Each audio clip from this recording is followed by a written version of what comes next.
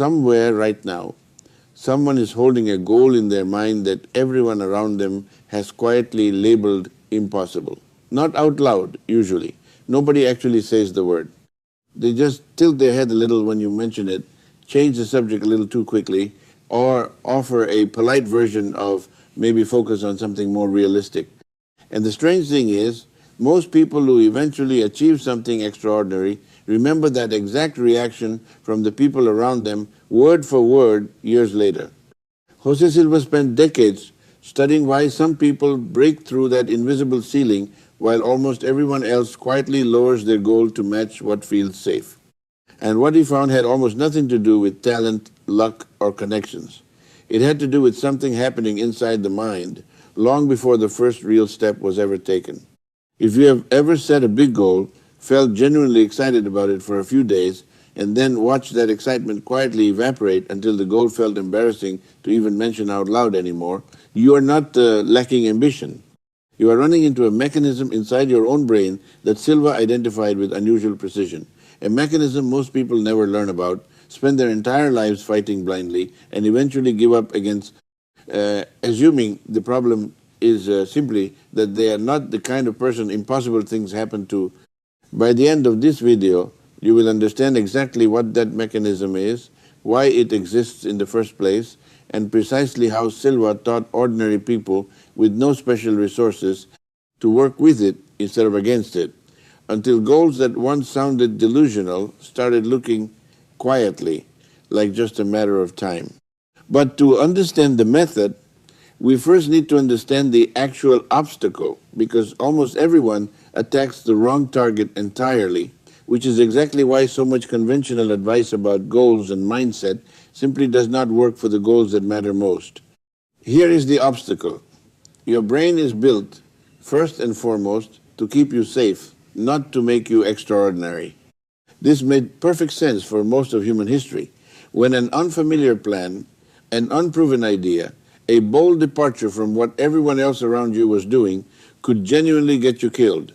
So your brain developed a built-in system that treats anything unfamiliar, anything without a clear precedent, anything that has not been done by people around you as a potential threat, worth resisting by default. This system does not care whether the unfamiliar thing is dangerous or simply ambitious. It reacts to novelty itself. And an impossible seeming goal is, by definition, almost entirely unfamiliar territory. There is no worn path. There is no comfortable precedent sitting right in front of you. So your own mind, quietly, automatically, starts working against the very goal you consciously want, not out of malice, but out of an outdated survival instinct that has not caught up with the fact that ambitious goals today rarely threaten your physical survival at all. This explains something that confuses almost everyone the first time they notice it. The moment you commit seriously to something big, doubt does not decrease, it increases. Family members suddenly have concerns they never mentioned before. Your own mind starts producing objections faster than you can process them. This is not a sign the goal is wrong. It is a completely predictable response from a brain doing exactly what it evolved to do, treating the unfamiliar as suspicious until proven otherwise. So here is the real question underneath everything Silva spent his life researching. If your brain automatically resists the unfamiliar, how do you make an impossible seeming goal feel familiar to your own mind before you have actually achieved it? Because if you can solve that single problem, the resistance naturally drops, not because you have somehow tricked yourself, but because you have removed the exact condition your brain was reacting against in the first place. Stay with me, because we are about to walk through the specific sequence Silva developed for exactly this problem.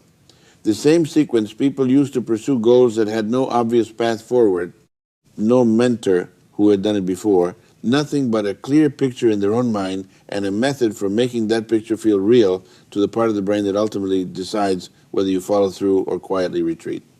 We are also going to talk about a specific technique Silva called using the mental screen, something that later influenced how elite performers across completely different fields learned to prepare for moments that had never happened to them before. But first, If you want to actually understand how the mind works, instead of collecting more vague motivational phrases that evaporate by the following morning, subscribe now, because there is a part of this coming up that explains exactly why some people seem to attract lucky breaks toward their impossible goals far more often than everyone else, and it has almost nothing to do with luck at all. Let's start with where this understanding actually came from, because it matters. Silva was not working from a psychology textbook when he developed this. He was watching ordinary people over years trying to accomplish things that had no clear roadmap in front of them, and he noticed something consistent across every single case that eventually succeeded. Before the external result ever changed, something internal changed first. The goal stopped feeling like a fantasy floating somewhere outside their real life and started feeling quietly like an inevitable outcome they were simply walking toward. This internal shift always came before the breakthrough, never after it, which told Silva that whatever was happening inside the mind was not just decoration around the achievement, it was the actual mechanism driving it. He began paying close attention to exactly what these people were doing differently inside their own heads, not just what they said out loud about positive thinking, which is often vague and unhelpful, but the actual specific mental process they were running, usually without even realizing they were doing anything unusual at all. What he found was a very specific use of imagination, different from simple daydreaming, different from wishful thinking, and different from the vague, generic visualization that gets casually mentioned today without any real structure behind it. Let's break down exactly what this looked like, because the details are what separate a technique that actually works from wishful thinking that quietly fades away after a week. The first component Silva identified was what he called using the mental screen with total sensory detail, not just a vague mental picture, but something closer to a fully rendered memory of an event that has not happened yet. Most people who try visualization picture a single flat image, themselves holding a trophy, themselves standing on a stage, and then wonder why nothing seems to shift afterward. Silva discovered that a flat, generic image barely registers with the deeper parts of the mind responsible for shifting behavior. But a scene built with genuine sensory detail, the specific sounds in the room, the particular way the air feels, the exact expression on a specific person's face, the precise words being spoken, registers completely differently, because your brain processes a sufficiently detailed, imagined scene using many of the same neural pathways it would use to process an actual memory.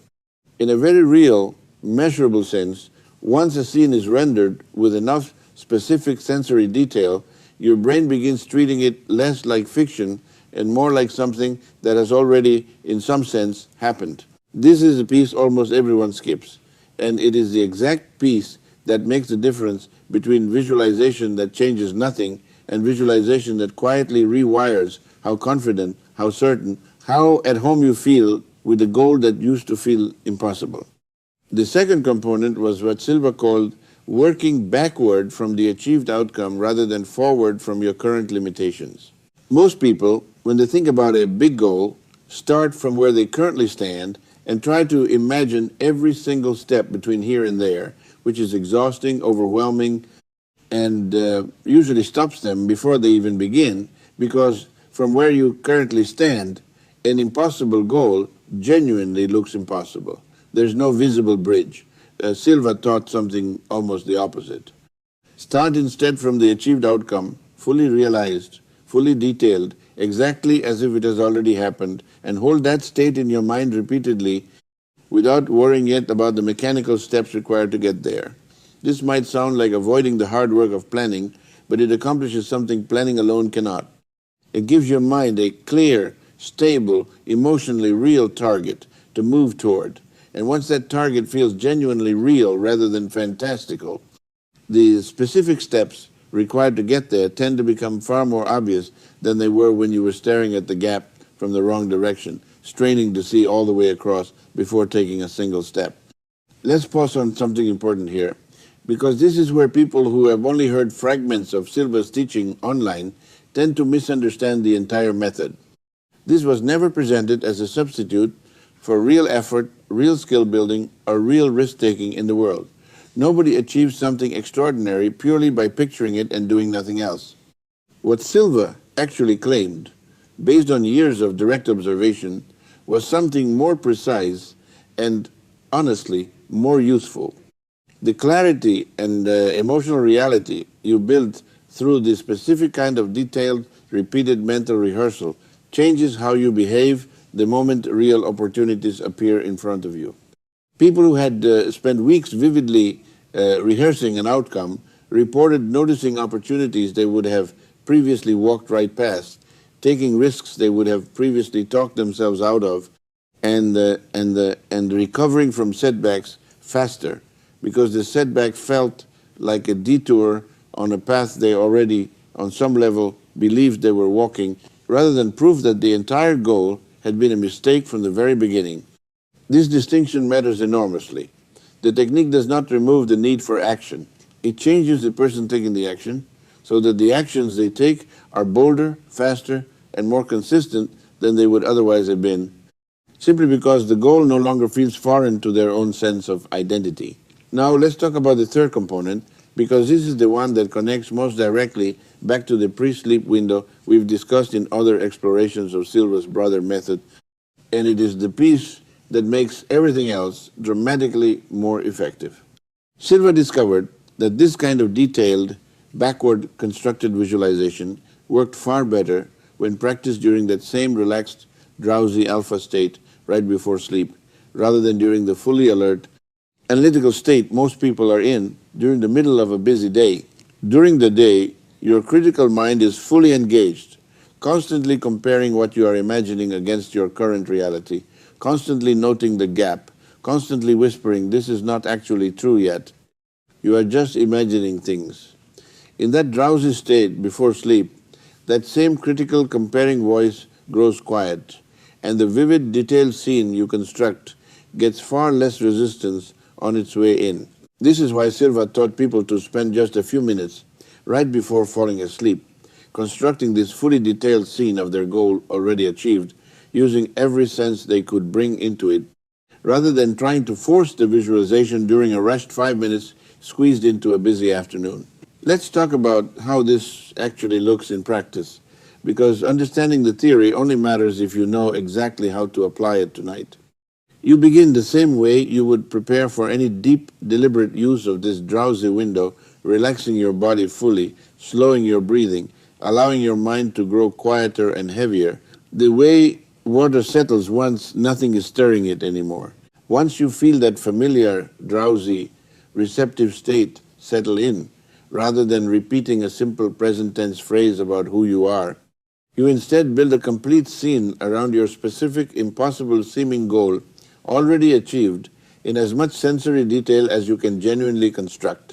If your goal involves starting something no one around you believes will work, you do not just think, "I did it."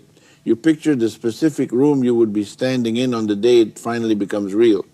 You picture who is there. You notice specifically the expression on the face of someone who doubted you, now looking genuinely surprised. You imagine the exact words someone says to you in that moment, "Congratulations," phrased in their own particular way of speaking, not some generic movie line, but something that actually sounds like them.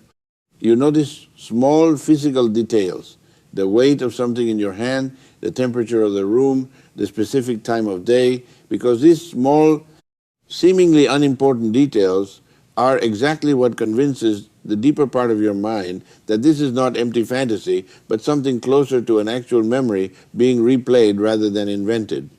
If your goal involves reaching a level of skill everyone around you considers unrealistic for someone starting where you currently stand, you do not simply picture generic success. You picture the specific moment. You demonstrate that skill in front of someone whose opinion genuinely matters to you, noticing their specific reaction, hearing the specific sound of whatever environment you are in, feeling the specific physical sensation of performing at that level. Calm, controlled, exactly as capable as you always privately hoped you could become. If your goal involves a specific relationship or reconciliation that currently feels distant or unlikely. You picture the actual conversation, the specific tone of voice, the particular way the tension finally releases, the specific words exchanged, built with enough real, plausible detail that it feels less like wishful thinking and more like a preview of something already quietly underway. Notice, across every one of these examples, the same underlying pattern: specific people, specific settings, specific sensory details, specific emotional reactions from real individuals in your life, imagined with enough precision that the scene starts to feel less like something you are inventing and more like something you are simply remembering in advance. Now, here is something Silva observed that genuinely surprised even people who had been skeptical of the entire approach going in. He noticed that people who practiced this specific kind of detailed, backward constructed visualization consistently reported an increase in what looked from the outside remarkably like luck. Chance encounters with exactly the right person, a conversation overheard at exactly the right moment, an opportunity appearing from a direction nobody had been actively pursuing. Silva did not claim this was some mystical force being summoned into existence. His explanation was more grounded and honestly more interesting. Once a goal becomes vivid and emotionally real inside your own mind, your brain's attention naturally begins filtering the world differently, noticing relevant details, relevant conversations, relevant opportunities that were, in most cases, already present in your environment the entire time, but simply invisible to a mind that had not yet built a clear enough picture of what it was actually looking for. This is sometimes called selective attention, and it is a well-documented feature of how human perception works. Your brain cannot consciously process everything happening around you at once, so it filters aggressively, and what gets through that filter is heavily influenced by what your mind has been primed repeatedly to consider relevant. A vivid, detailed, repeatedly rehearsed goal effectively reprograms that filter, so opportunities related to that goal stop sliding past unnoticed the way they used to. In other words, the lucky breaks were rarely new. They were simply, for the first time, visible. Before we move forward, there is a question worth sitting with honestly, because it explains why two people can hear the exact same idea, the exact same goal, described in the exact same words, and walk away with completely different reactions. Why does one person hear an impossible goal and immediately start quietly building toward it, while another person hears the exact same idea and immediately lists 17 reasons it cannot work? Silva's answer to this was not about intelligence or discipline or even confidence in the way we usually talk about it. It was about familiarity, specifically familiarity with having already imagined themselves succeeding at difficult, unlikely things before. People who had spent years, sometimes without realizing it, mentally rehearsing ambitious outcomes in vivid detail had, in effect, been training a kind of internal muscle that people who had never done this simply had not developed yet. It was not that one person was naturally braver. It was that one person's mind had visited the territory of achieving unlikely things so many times that a new impossible goal did not feel entirely foreign anymore. It felt instead like a familiar shape wearing a new outfit. This matters because it means the ability to pursue impossible seeming goals is not a fixed trait some people are simply born with and others are not. It is closer to a skill built through repetition, the same way a musician's fingers eventually move without conscious thought after enough practice, or the way an experienced driver reacts instantly to a hazard that would have frozen them with indecision during their very first week behind the wheel. The nightly practice we are describing is not just working toward one specific goal. It is quietly building the underlying skill of feeling at home with ambitious, unlikely outcomes in general, which is exactly why people who use this method consistently often report that their second and third impossible seeming achievement came noticeably easier than their first, not because the goals themselves were easier, but because the part of their mind responsible for tolerating unfamiliar ambition had already been trained once before. There is another piece of this worth addressing directly, because skeptical viewers deserve an honest answer rather than a dismissive one. Some people hear all of this and immediately think of it as simply positive thinking, repackaged with new vocabulary, and it is worth being precise about exactly where the overlap ends. Generic positive thinking, the kind that simply tells you to feel good and expect good things without any specific mental construction behind it, has a well-documented weakness. It often produces temporary comfort without producing any actual change in behavior, because a vague good feeling does not tell your brain anything specific to move toward. Silva's method is built almost in direct opposition to that vagueness. It insists on specificity, on sensory detail, on particular people saying particular words in a particular setting, precisely because vague optimism is exactly the version of this idea that fails to produce results, while specific, detailed, repeatedly rehearsed scenes are the version that actually appears to shift behavior and attention in measurable ways. If someone has tried generic positive thinking before and concluded that none of this works, it is worth recognizing that generic positive thinking and this specific technique are not actually the same practice wearing different names, even though they get lumped together constantly in casual conversation. Let's talk now about the obstacle almost everyone runs into the moment they actually try this, because if we skip it, you will hit the exact same wall. Silva watched thousands of people hit before eventually breaking through it, and understanding it in advance saves you weeks of unnecessary frustration. The obstacle is this. The very first time you try to construct a detailed scene of your impossible goal, already achieved, some part of your mind will immediately object. This is fake. You are just making this up. This is not actually true. Silva addressed this directly, and his answer surprises people the first time they hear it because it goes against the instinct to argue back or force belief through sheer repetition. He taught that you do not need to believe the scene is literally true in this exact moment. You only need to engage with it fully enough, in enough sensory detail, that your mind processes it the way it processes any other vividly imagined scenario. The same way a genuinely gripping story or a vivid dream can produce real physical and emotional reactions, even though you know consciously that it is not literally happening. Belief, in the rigid, literal sense, is not actually the requirement. Vivid, repeated engagement is the requirement, and belief tends to follow naturally afterward once the scene has been visited enough times that it starts to feel worn in, familiar, no longer strange. This is an important distinction because so many people abandon this kind of practice after a single attempt, telling themselves, I don't actually believe this will happen, so what's the point? Silva's answer was simple. You do not need full belief on night one. You need enough detailed engagement, repeated consistently, and the sense of familiarity that eventually produces genuine belief will build gradually, the same way any unfamiliar idea eventually starts to feel completely normal once you have been around it long enough.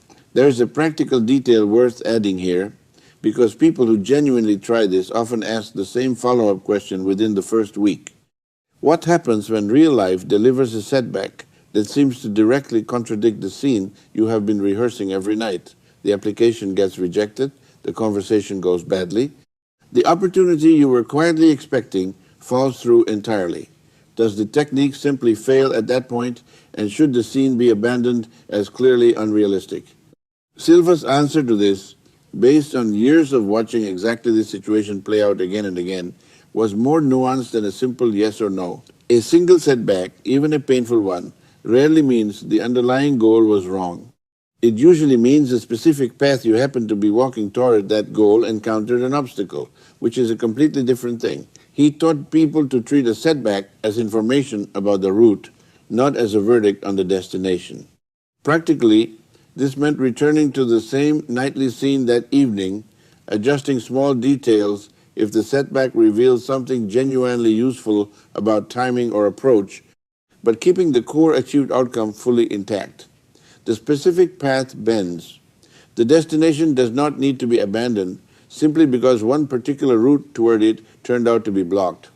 This distinction matters enormously because the alternative, treating every setback as proof the entire goal was unrealistic from the beginning is exactly the pattern that causes people to abandon genuinely achievable goals after a single difficult week. Silva observed that the people who eventually succeeded were rarely the ones who never faced setbacks. They were the ones who had trained themselves through repeated nightly rehearsal to hold the destination steady in their mind even while the specific route toward it kept needing to be redrawn. Let's talk about consistency, because Silva was extremely direct about this, and it is the single factor that separated people who eventually achieved their impossible seeming goals from people who tried this technique for a handful of nights and quietly stopped, concluding it simply did not apply to them. The people who saw genuine results were never the ones who constructed one extraordinarily vivid scene and expected it to instantly transform their entire trajectory. They were the ones who returned to that same core scene, night after night, refining it slightly each time, adding detail, adjusting it as circumstances in their real life evolved, treating it less like a one-time wish and more like a destination they were quietly, repeatedly visiting in advance until the actual arrival felt almost anticlimactic, because some part of them had already been there many times before. This consistency matters for a very practical reason that has nothing to do with mysticism. Repetition is how the brain builds familiarity, and familiarity is precisely the thing that neutralizes the automatic resistance we described at the very beginning of this video, the ancient survival mechanism that treats anything unfamiliar with suspicion. Every single night you return to that same detailed scene, you are quite literally making the unfamiliar familiar, one repetition at a time, until your own mind stops treating your impossible goal as a foreign threat and starts treating it as simply another part of your ordinary, expected reality. There is one more layer worth understanding before we move toward the practical steps, because it explains the pattern Silva noticed repeatedly among people pursuing genuinely unprecedented goals, the kind with no existing template to follow at all. He called it, informally, borrowing certainty from the outcome rather than waiting for certainty to arrive from evidence. Under normal circumstances, certainty works backward. You gather enough proof, enough small wins, enough evidence that something is working, and only then do you start to feel genuinely certain it will succeed.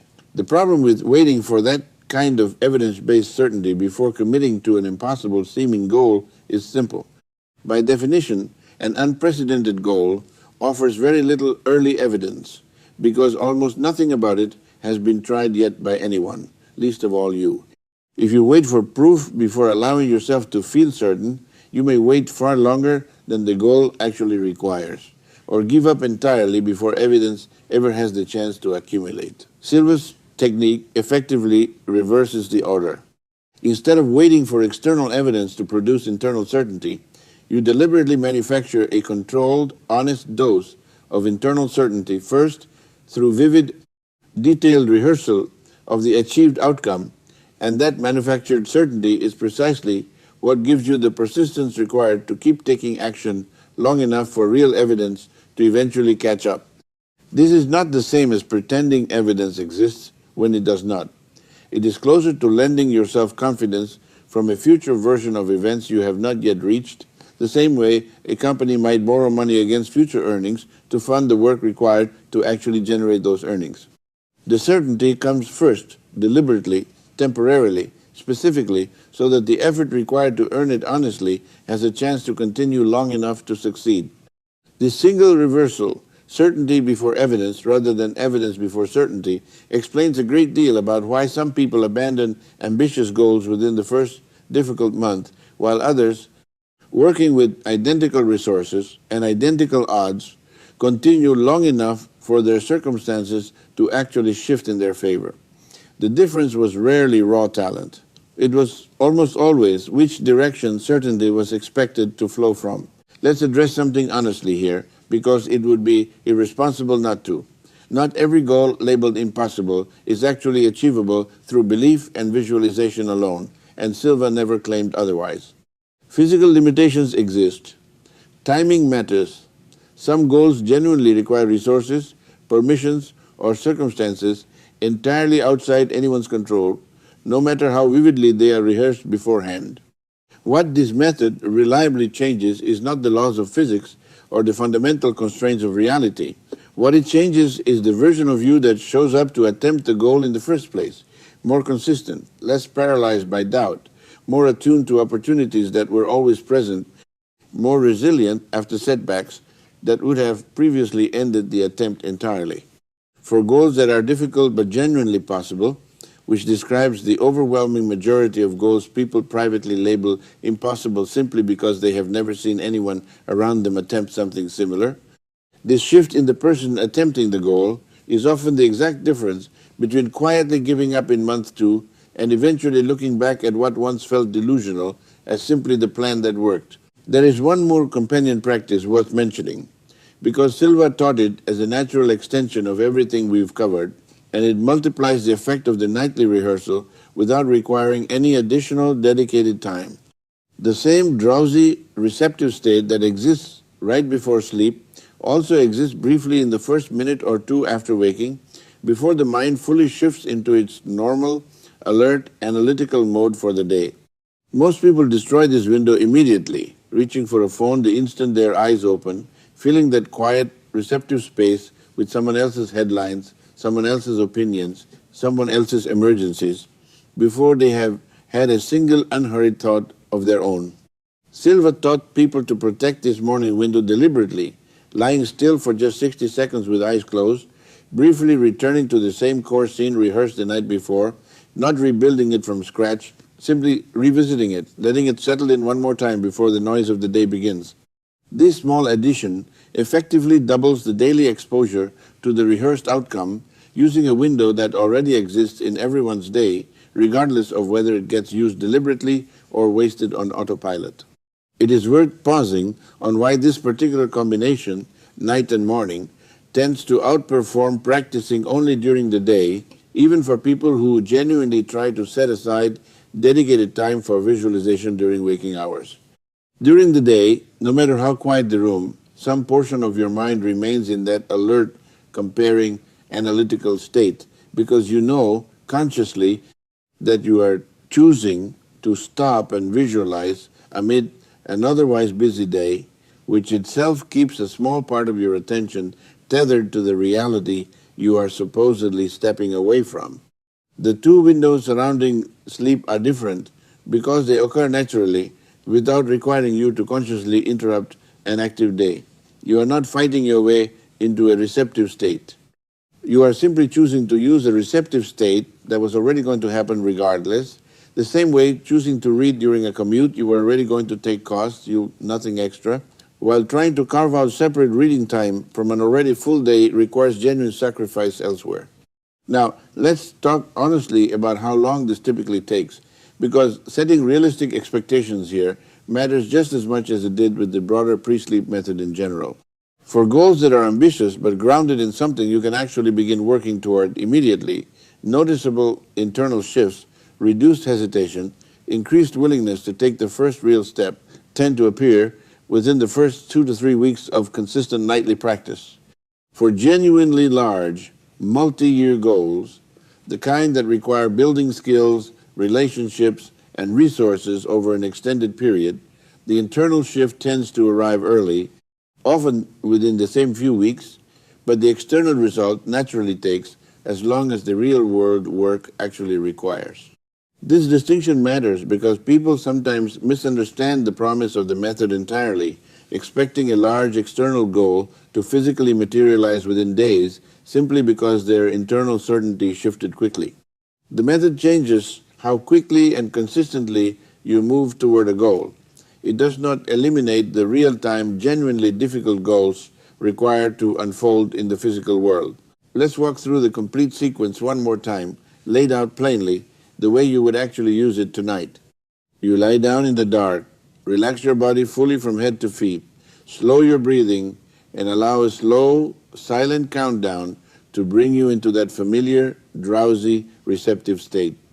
Once you feel that heavier, quieter sensation settle in, you bring to mind your specific impossible-seeming goal, not as a vague wish, but as a fully achieved outcome, already real. You build the scene deliberately, adding sensory detail one layer at a time, the specific setting, the specific people present, their specific expressions and words, the physical sensations in your own body in that imagined moment, the particular sounds and atmosphere surrounding the scene. You hold this scene for a minute or two, engaging with it fully rather than rushing past it without forcing belief, simply allowing yourself to visit it the way you might revisit a genuinely vivid memory. And then, without analyzing it further, you let yourself drift into sleep, allowing whatever you have just rehearsed to settle in undisturbed, the same scene waiting to be revisited and refined again tomorrow night. That is the entire technique. No special equipment, no elaborate ritual, nothing beyond a few focused minutes you were already going to spend lying in the dark regardless of how you chose to use them. There is a final piece worth adding before we bring everything together because it addresses a quiet fear many people carry about goals like this without ever saying it out loud. What if I do all of this consistently, honestly, for months and it simply does not work? What if I am the exception? Silva encountered this fear constantly, and he never dismissed it or pretended it was irrational, because sitting with genuine uncertainty is part of pursuing anything that has not been done before. His answer was grounded rather than falsely comforting. He pointed out that the people who eventually succeeded were never protected from this exact fear. They felt it too, often for longer than they expected, sometimes for the entire duration of their effort. The difference was never the absence of doubt.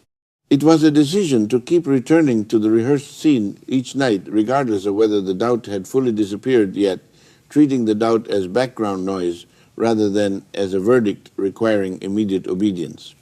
Certainty, in his observation, was rarely a permanent state that arrived once and stayed forever. It was something closer to a muscle that needed to be exercised nightly, sometimes strong, sometimes weak, but consistently returned to regardless of which version showed up on a given evening. This reframing matters because it removes an unfair, unspoken requirement many people quietly place on themselves, the idea that the technique only counts if it is performed with total, unwavering confidence every single night. Silva's own observations suggested the opposite. Showing up to rehearse the scene on a night filled with doubt, half convinced it was pointless, still counted, still contributed to the same gradual process of building familiarity, simply because repetition itself was doing most of the actual work, regardless of how confident or uncertain the person doing the repeating happened to feel on any particular evening. Now, before we close, let's return to that detail we mentioned earlier, the one about lucky breaks, because it deserves one final piece of context that ties this entire method together. Silva observed, across the many people he studied over the years, that the ones who eventually achieved their impossible-seeming goals rarely described a single dramatic moment where everything suddenly changed. Instead, they described a gradual accumulation of small, almost unremarkable moments, a conversation that happened to lead somewhere, an opportunity that happened to appear, a piece of information that happened to arrive at exactly the right time, each one individually forgettable, but collectively forming a path that, looking backward, seemed almost too well timed to be entirely coincidental. Silva's explanation remained consistent and grounded throughout his work. These moments were not being magically created from nothing. They were being noticed for the first time by a mind that had been carefully, deliberately trained night after night to recognize exactly what it was looking for. This is really the entire secret underneath what looks from the outside like an extraordinary, almost impossible achievement. It rarely begins with a lucky break nobody else could have gotten. It begins with a specific, detailed, repeatedly rehearsed picture inside someone's own mind, held clearly enough, often enough, that when the real opportunity eventually appeared, wearing its usual disguise as an ordinary, unremarkable moment, that particular mind, and almost nobody else's, was actually prepared to recognize it and act. Tonight, when you lie down, you now understand something most people spend their entire lives never learning.